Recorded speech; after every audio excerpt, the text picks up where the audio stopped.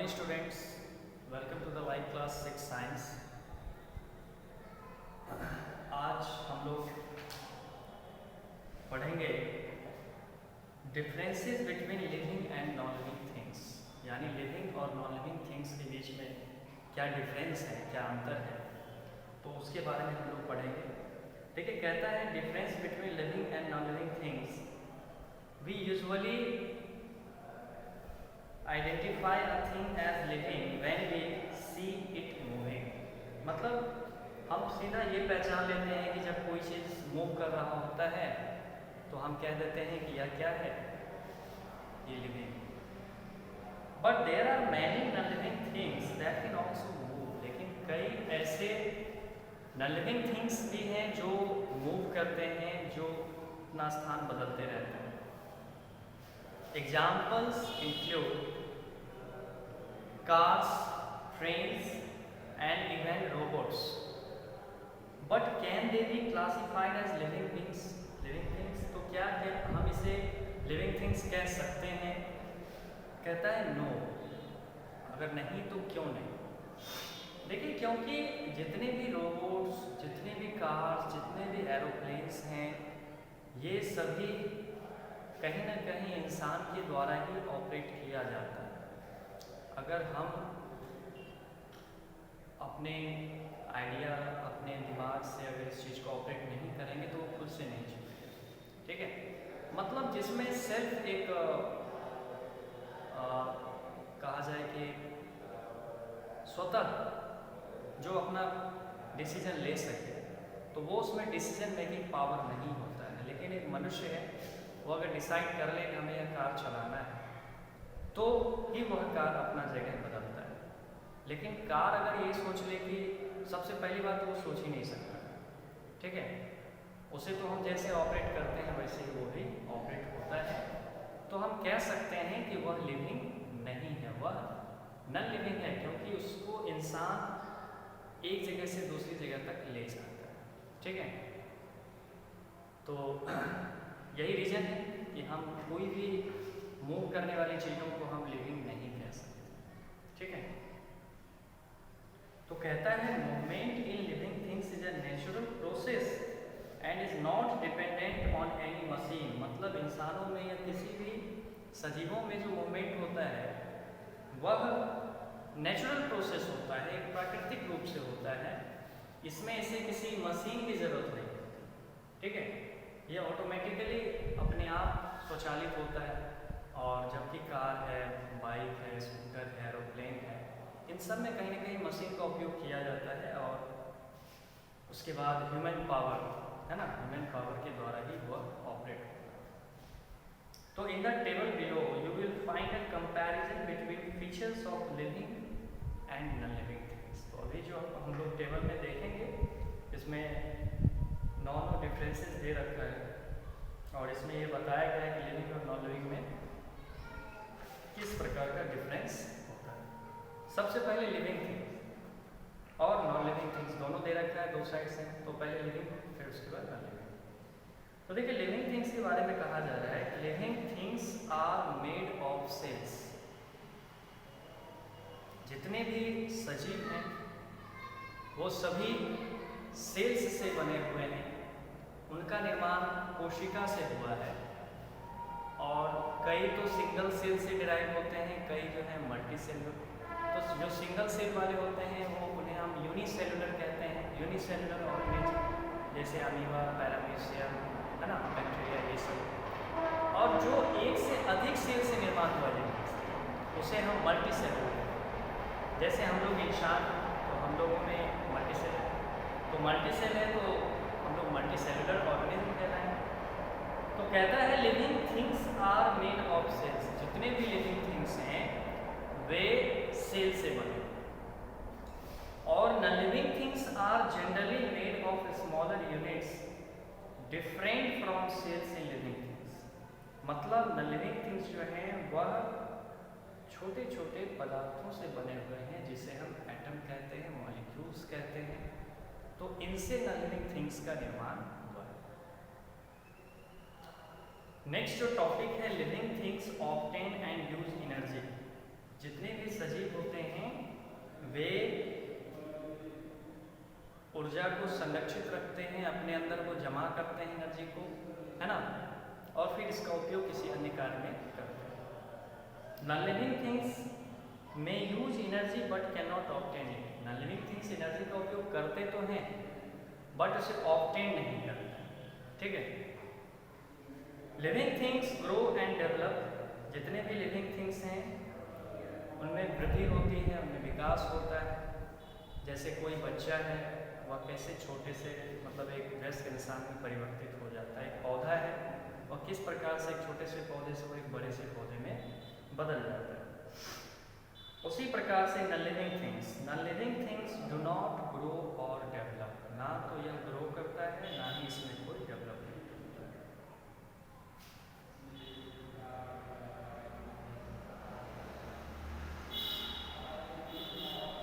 कहता है living things reproduce, मतलब लिविंग थिंग्स जो हैं उनमें जनन की प्रक्रिया होती है, मतलब वे अपने जैसे ही संतान की उत्पत्ति करते हैं, ठीक है।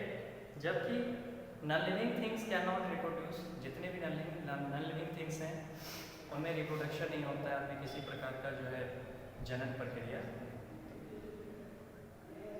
नेक्स्ट है living things respond to stimulus, मतलब रिस्पॉन्ड टू स्टिमुलस का मतलब हो गया उसको छूने के बाद उससे कुछ प्रतिक्रिया या उसका कुछ एक रिएक्शन मिलता है ना, तो वो लिविंग थिंग्स में होता है। लेकिन नॉन लिविंग थिंग्स में ऐसा कुछ नहीं होता है। Non living things do not respond to stimulus, मतलब अगर आप टेबल बेंच डेस्क कुछ भी देख लें तो अगर इसे आप ऐसे टच करोगे तो इससे उसको कोई फर्क नहीं पड़ता है, ठीक है।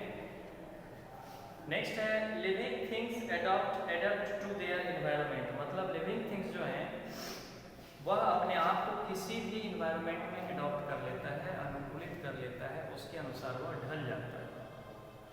जबकि non living things are technically able to exist anywhere, जबकि नॉन लिविंग थिंग्स जो होते हैं ना वो तकनीकी रूप से किसी भी सराउंडिंग्स, किसी भी इन्वायरमेंट्स में रहने के लिए, है ना, बने होते हैं। उनको ऐसा कुछ नहीं है, उनको अपने आप को एडॉप्ट करने की ज़रूरत नहीं है।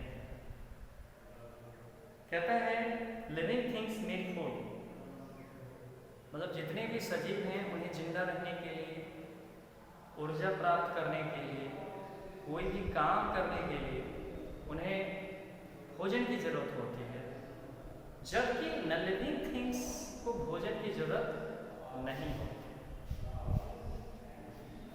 कहता है living things need a habitat, जितने भी सजीव हैं इन सबों को रहने के लिए आवास, घर की जरूरत होती है। सबका अपना एक घर होता है, हर इंसान का अपना अपना एक घर होता है, सबका एक सपना भी होता है कि मेरा अपना घर।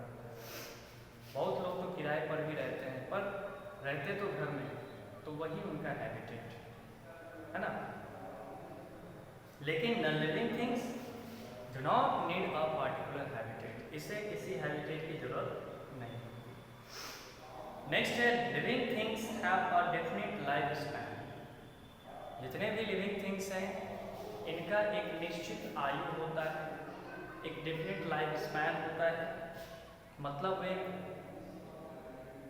निश्चित आयु के बाद जो एक तय आयु है या एक औसत आयु, उसके बाद वो मर जाता है, ठीक है।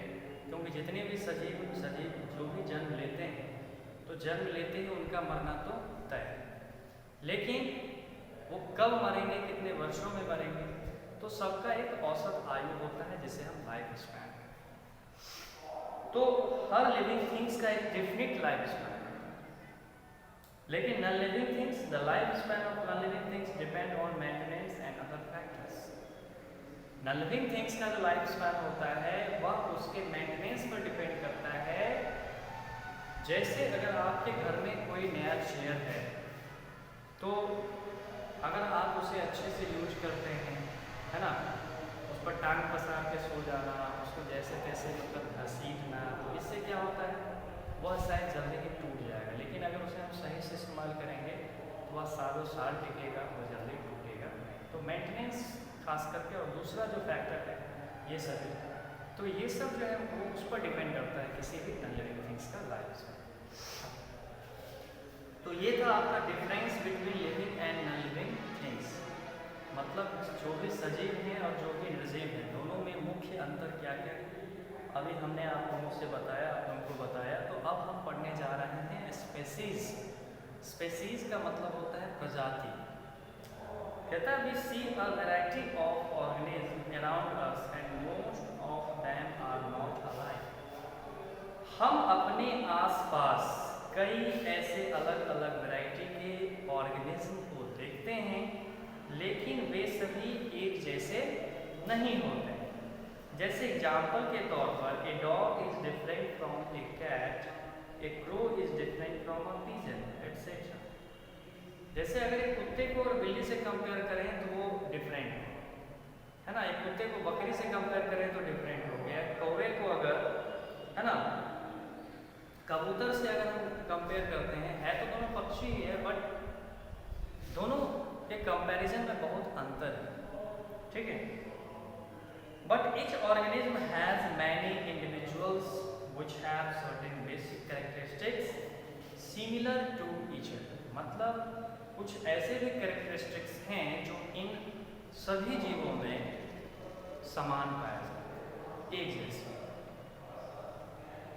These organisms may differ in size, color, habits or behavior from each other, but their form is almost the same। लेकिन देखिए सारे जो जीव हैं, देखिए इनका जो है साइज अलग हो सकता है, कलर में भी एक दूसरे से डिफरेंट हो सकते हैं, उनकी आदतें अलग हो सकती हैं, खान पान की आदतें अलग हो सकती हैं, लेकिन there form is almost the same. लेकिन इनके जो शरीर का जो आकार, जो संरचना होता है, वह तकरीबन एक सा। Such a group of identical organisms that have similar forms share the same habitat। मतलब कहता है कुछ इस प्रकार के ही आइडेंटिकल ऑर्गेनिज्म होते हैं, जीव होते हैं जिसे हम पहचान रहे हैं। तो कहता है that have similar forms share the same habitat। ये एक ही आवास में रहना पसंद करते हैं। Eat the same kind of food, कभी कभी तो एक सा भोजन भी खाते हैं। And reproduce among themselves is called species। और उसी में वो मतलब कि रिप्रोडक्शन भी करते हैं। तो इससे क्या होता है, उनका जनरेशन भी बढ़ता रहता है। तो इसे ही हम स्पीसीज कहते हैं, प्रजाति है, ठीक है। The young one of a species is always similar to its parent. मतलब जो भी स्पीसीज, जो भी प्रजाति हैं, उसके जो यंग वंस होते हैं, उसकी जो युवा पीढ़ी होती है, वो तकरीबन अपने माता पिता के ही जैसे दिखते हैं। जैसे dog give birth to puppies, मतलब जैसे कुत्ता जो है छोटे छोटे पिल्लों को जब जन्म देता है। एक काव गिव्स बर्थ टू अ काव, जैसे गाय बछड़े को जन्म देता है। ये सभी अपने माता पिता के ही जैसे दिखते हैं। A horse can not have kittens and human can not have an elephant. कहता है कि एक घोड़ा कभी भी बिल्ली का बच्चा नहीं बन सकता है, ठीक उसी प्रकार से एक इंसान कभी हाथी नहीं बन सकता है। साइज, कलर, हैबिट्स ये सब अलग अलग है। लेकिन इंसान है तो वो इंसान के बच्चे को जन्म देगा, जानवर है तो वो अपने ही जैसे बच्चों को जन्म देगा। कहता है similarly sunflower will always produce seeds from which only sunflower plants will grow.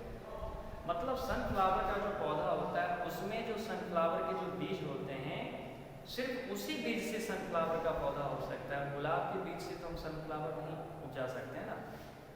कहता है देयर आर अराउंड 16 लाख, तकरीबन 16 लाख स्पीसीज जो हैं एनिमल्स के हैं, और 4 lakh different species of plants in the world. तकरीबन 4 लाख अलग अलग पौधे की प्रजाति है ना, वो इस सृष्टि पर, इस धरती पर विद्यमान है, मौजूद है। तो 16 लाख जानवरों की प्रजाति और 4 लाख पौधों की प्रजाति हैं जो अलग अलग रूप से पृथ्वी पर विद्यमान है, अलग अलग क्षेत्र, ठीक है।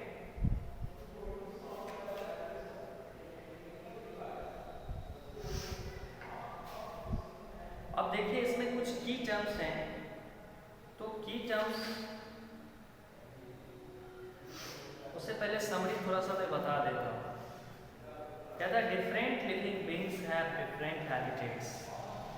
अलग अलग प्रकार के जीवों का अलग अलग हैबिट्स होता है, अपना आवास होता है। Biotic components are the living components including plants, animals and also the micro organism. कहता है जितने भी बायोटिक कंपोनेंट्स हैं उसमें लिविंग कंपोनेंट्स हैं इंक्लूडिंग जैसे पेड़ पौधे, जानवर और दूसरी प्रकार के सूक्ष्म जीव, ये सभी बायोटिक कंपोनेंट्स में आते हैं, यानी जैविक घटक। ठीक है। और जो एबायोटिक कंपोनेंट्स हैं उसमें जितने भी नॉन लिविंग कंपोनेंट्स होंगे जैसे एयर, वाटर, सॉइल, मिनरल्स, ये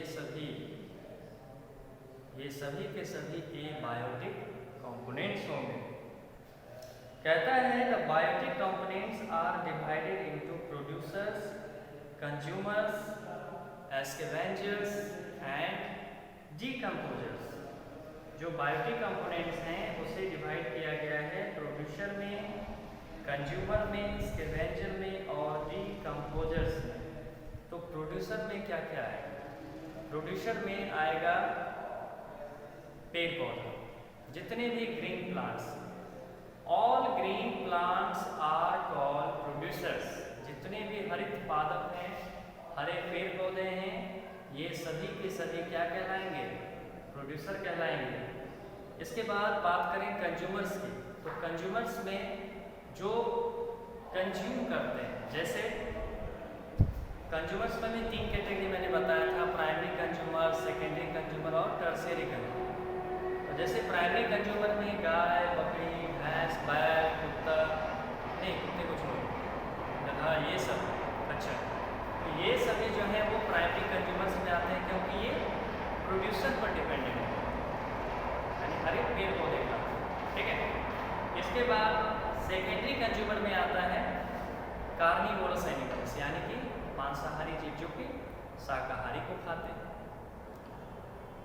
और टर्शियरी जो कंज्यूमर होता है उसमें इंसान, भालू, ये सभी जीव जो दोनों ही प्रकार के कंज्यूमर को खाता है, प्राइमरी, सेकेंडरी और यहाँ तक कि प्रोड्यूसर को डायरेक्टली वो खाता है। तो ये कहलाता है आपका टर्शियरी कंज्यूमर्स।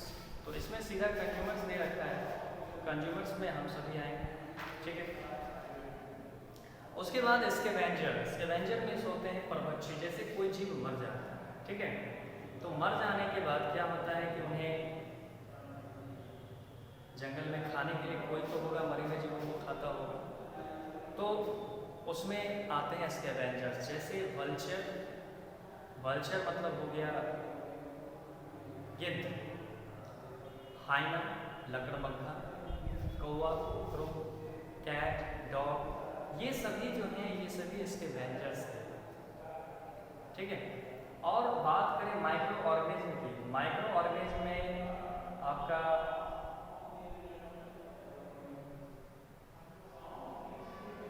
जितना भी बैक्टीरिया, फंगस है ना, वायरस, ये सभी जो है छोटे छोटे इंसेक्ट्स, ये सभी माइक्रो ऑर्गेनिज्म में आते हैं। और ये सभी भी किसी भी मरे हुए जीवों को या सड़े गले पदार्थों को खाने में काफ़ी ज़्यादा मदद करते हैं। मतलब उसे एक तरह से कहो तो जंगल की सफाई करते हैं। ठीक है। On the basis of where an organism lives, the habitats can be terrestrial or aquatic। मतलब जहाँ जीव जंतु रहते हैं तो इसके हैबिटेट्स के आधार पर मतलब उनके रहने के आधार पर जो है हैबिटेट्स को टेरेस्ट्रियल और एक्वेटिक इन 2 कैटेगरी में बांट दिया गया। Certain structural and behavioural features that help organism to survive in a particular type of habitats और environment are called adaptation। मतलब कुछ ऐसे स्ट्रक्चरल और बिहेवियर फीचर्स, मतलब जीव जंतुओं में जो अचानक आप देखते होंगे वो चेंज हो जाता है। ठीक है। ताकि वे अपने आप को किसी भी पर्टिकुलर हैबिटेट में या फिर एनवायरनमेंट में अपने आप को जीवित रख सके, तो इसे ही हम एडेप्टेशन कहते हैं। ठीक है, अनुकूलन। अब कहता है the small changes that take place in the body of an individual organism over a short period of time to overcome the problems arising due to change in its surroundings are called acclimatisation. देखिए acclimatisation क्या है कि किसी भी जीवों में एक क्षणिक परिवर्तन, एक शॉर्ट टाइम के लिए, ताकि वो अपने आप को किसी भी परिवेश में अपने आप को बचा सके, जीवित रख सके, ढाल सके। तो इसके लिए जो एक शॉर्ट पीरियड का जो चेंजिंग आता है किसी भी जीवों में, जिसे हम एक्लिमेटाइजेशन कहते हैं। Objects are made up of matter. देखिए कोई भी पदार्थ, कोई भी ऑब्जेक्ट्स जो होते हैं वो किस चीज़ के बने होते हैं? मैटर के बने होते हैं। और मैटर किस चीज़ से बनता है? मॉलिक्यूल से बनता है। ऑब्जेक्ट्स कैन बी लिविंग और नॉन लिविंग। ये बहुत ही यूनिक बात है कि कोई भी ऑब्जेक्ट्स या तो दो ही चीज़ हो सकती है, या तो लिविंग होंगे नहीं तो non living. All living things respire. जितने भी लिविंग थिंग्स हैं उनमें श्वसन की प्रक्रिया होती है। Need food to live. जिंदा रहने के लिए भोजन की जरूरत होती है। Grow and reproduce. उनमें वृद्धि होती है और वे प्रजनन करते हैं। All living things are made up of cells and show response to stimuli. जितने भी लिविंग थिंग्स हैं इन सभी में कहता है कि ये सभी सेल से बने होते हैं और ये सभी जो है उद्दीपन की प्रतिक्रिया को शो करते हैं। मतलब जैसे आप उसे हल्का सा छू दो तो वो तुरंत अपना एक रिएक्शन यानी बिहेवियर चेंज कर देता है। तो इस तरह से उसके चेहरे का हाव भाव रिएक्शन बदल जाएगा। तो मतलब वो रिस्पॉन्ड टू स्टिमुलस, किसी भी स्टिमुलस के प्रति वो अपना प्रतिक्रिया दे रहे हैं। A group of similar living organism constitute are species. मतलब कहता है group of similar living organism, एक समान जो भी लिविंग ऑर्गेनिज्म है इसमें जो भी मतलब के स्पीशीज आते हैं बेसिकली। तो स्पीशीज का मतलब तो मैंने अभी थोड़ा समझाया था, प्रजाति होता है। तो एक प्रजाति में बहुत सारी सिमिलैरिटीज़ भी होते हैं, बहुत सारे डिससिमिलैरिटीज़ भी होते हैं, समानताएँ भी होती हैं और असमानताएँ। ठीक है, तो इस तरह से ये आपका समरी था और ये खत्म हो गया।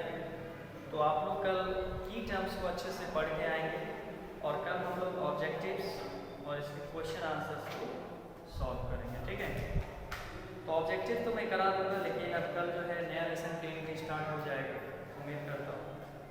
चलिए मिलते हैं फिर नेक्स्ट वीडियो में, तब तक के लिए धन्यवाद।